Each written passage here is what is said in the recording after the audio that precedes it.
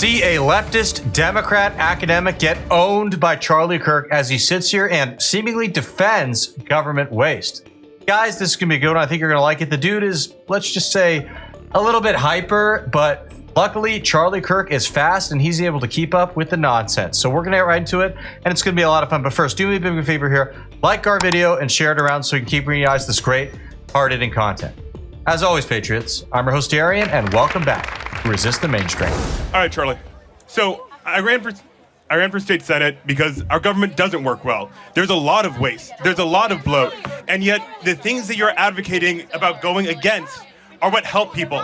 Everybody's here because they support freedom. Because as you say, we want a freer market, we want a freer place.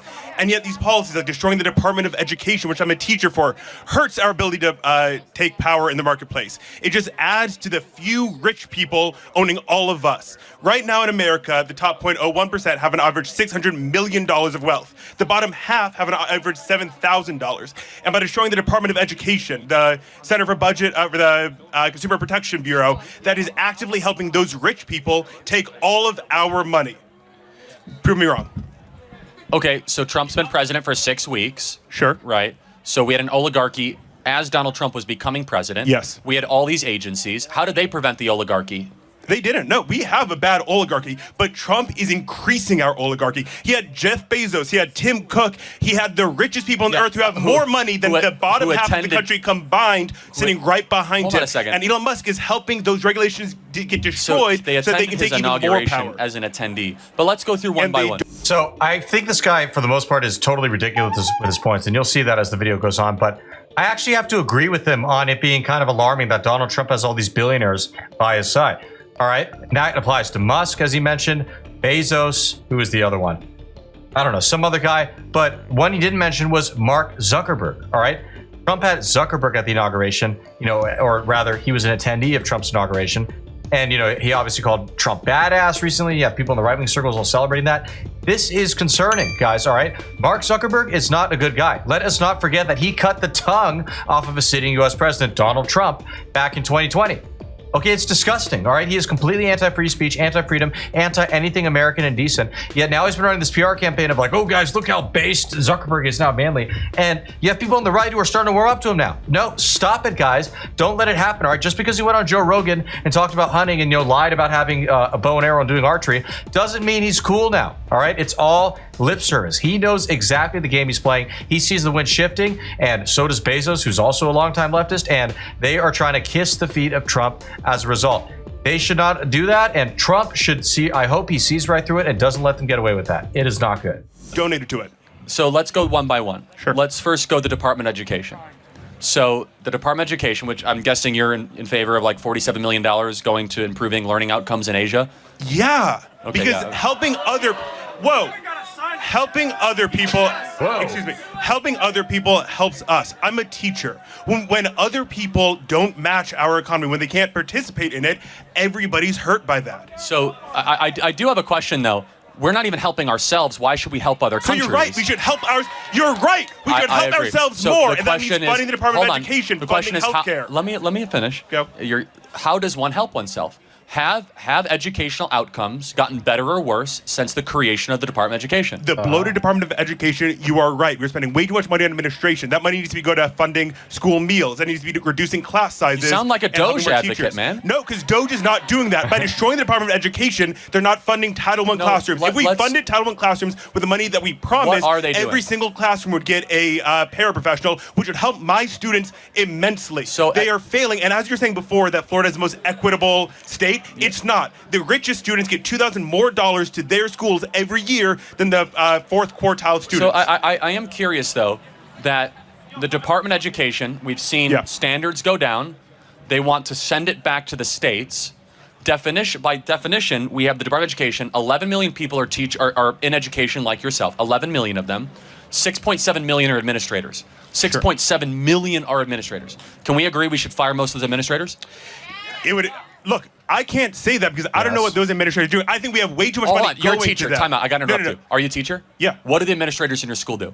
They help us out a lot. I mean, do you think I could manage my classroom if I didn't? Absolutely. You are wrong. No, I could not manage my classroom unless I had an administration helping me out. You need 5 administrators for one teacher. That's the ratio. That's bad. You're right. That's bad. Okay, but that's the current ratio. So 5 to 1. But secondly, I like how this guy will, agree with some of the points because he knows he just has to. Hey, credit to him there, right? Most leftists will just be like, no, you're racist, or run away from the debate. So credit where it's due. Also, notice that term, just that name, Department of Education. That is a propaganda name, all right? Because it is just a fact that United States education has plummeted and gotten so much worse ever since the DOE was released. It's one of those names where, it's education. You say, you want to abolish the Department of Education? Well, then how are we going to teach our children? Ridiculous. Same way we taught them before, all right? It kind of reminds me a bit of the Patriot Act, all right? The Patriot Act. I put that in quotes for a reason. You don't support this, you're a patriot. Meanwhile, they're using it to just do unwarranted surveillance of millions and millions of Americans all over the place. The FBI and CIA, they don't need a warrant. They don't need anything. They just say, we think this guy's a terrorist. Why? We don't know why, but we're going to go spy on him now and whatever, investigate him and prosecute him, whatever. It's disgusting, all right? There's nothing patriotic about the Patriot Act, and in the same light, there is nothing that makes you smart for supporting the Department of Education, despite the name. Let me ask you, this is a very important point. It should be reduced, but destroying the Department of Education is not the answer, because then you hurt the American economy by not allowing people to build up their human capital. Time out. We already have the evidence.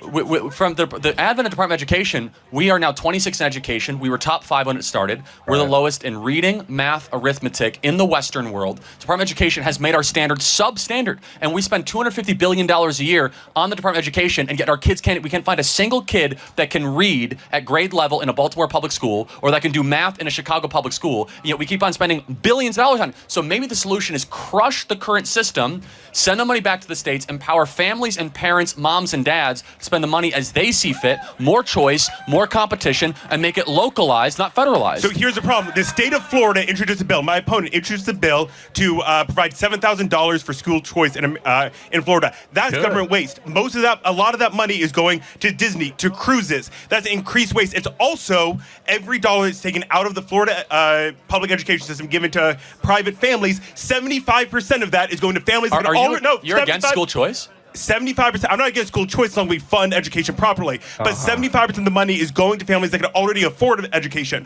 which means my students are getting $3 billion taken out of their education to go directly to the richest Floridians. Hold on, I just want to make sure I understand. So you're against the money going to homeschooling? Like, what do you mean by this Disney thing? You're talking way too fast. So we need money going to where it's needed. To school meals. What is your critique? You're saying $3 billion going to what? I'm not. So $3 billion is being taken out of the public education system and going given directly to the people who can already afford a private education. For what reason? To help people get their private education. Okay, the problem is there also weren't restrictions on that to limit what the private schools could raise their tuition by. You're totally wrong. I got what you're saying. What you're saying, though, it's because... Show me the facts. It's their taxpayer dollars that are coming back as a refund, right? It's also the public taxpayer dollars that put in their public money and they were given back to private individuals rather than going to the public system. It's their own money that's coming back. No, because you're advocating for the rich people stealing our tax dollars. Hold on, it's easy to say, the rich people, right? The 75% of the money is going to private education. How do you define rich, by the way? How much money a year is rich? If you can afford a private education, which is anywhere from $15,000 to $40,000 a year, you are rich. And 75% of the money going to the private and 75% of the money half of all Americans are living paycheck to paycheck. If you can afford $40,000, you're richer than most people. Wow. Now, 75% of the money that is going from the public education. What is this guy on? System into the private system is going to those who can already afford private education. What is the number one predictor of student success? How many years a teacher has been an educator? Yeah, actually the quality of this teacher. So can we agree at least, because we'll not agree on everything, that we should be able to fire teachers at will? At will is, what do you mean at will? For what cause? If you're a bad teacher. What do you mean by bad teacher? I mean, you're on the line. No, what do you mean by bad teacher? Yeah, someone who doesn't listen to their students, is not good at what they do, graded by other teachers. For cause, not at will. Yes, we should fire teachers for cause. Okay, but I think that do we have too many teachers or not enough teachers? We have in Hillsborough County alone, we're missing 1,200 across the state of Florida. Across the state of Florida, there are 5,000 teachers. That's 50,000 students without an educator. You asked me a question. Let me finish. We need better, higher paid teachers. Yes, absolutely. And Florida has the 48th lowest average teacher pay. Why do you think that is? because we have a Republican-controlled state for the past 30 years that are increasingly taking away money for teachers. But hold on, if I'm not mistaken, Florida is in the top 5, if not the number 1, on educational outcomes for students, right? On them passing, not actual outcomes. On them passing. So that's number 1 in the country, I think, though, right? And it was like number 30 or 40 back before school choice was. So I'm just curious that you're... Passing literally is a type of outcome, all right? I'm just saying. Also, it is just a good thing. I was going to say objectively. I guess it's subjective, but it kind of is objective to put money back in the pockets of the taxpayer, all right? It was stolen from them, after all. And parents often know a lot more about what is going to help benefit their kid than some egghead bureaucrat sitting in a public school does. I'm just saying. Complaint here, but it's fine. Let's just kind of go back to the thing. We'll go to the next question. Sure. The Department of Education... Why should the federal government have any role in education? Because spending that money on helping people helps the entire economy. No, wait, that's not where the money's going. Let me finish. Helping people helps the entire economy. How has that worked? When you let people fall through the cracks, it destroys our economy. It's more expensive. When you take away the Consumer Protections Bureau, that helps $16 billion of scams go back to the American people. That helps our economy because then they can take place in the marketplace. What you're advocating for is to reduce the things that push people into the marketplace, to increase the barriers and to destroy the freedom of our marketplace. Again, you have not answered the question. Let's just reiterate it. Department of Education. That answer because it helps people. Got started in 1979. That was the question. The same sort of nice sounding stuff we started to do over the last 35, 40 years. And we have the lowest standards ever had. We have childhood poverty all over the place. We have broken public schools because spending money from DC does not solve the problem. Empowering parents does. Well, everybody, that wraps up our clip for today. What'd you all think? You know, that guy was really hyperactive. He had, at least agreed on a little bit of things. I'm trying to give the credit, but he's a little all over the place. Needs to, take a chill pill. With all that being said, I hope you enjoyed that video. Comment below, hit that subscribe button, and we'll see you all again soon. God bless.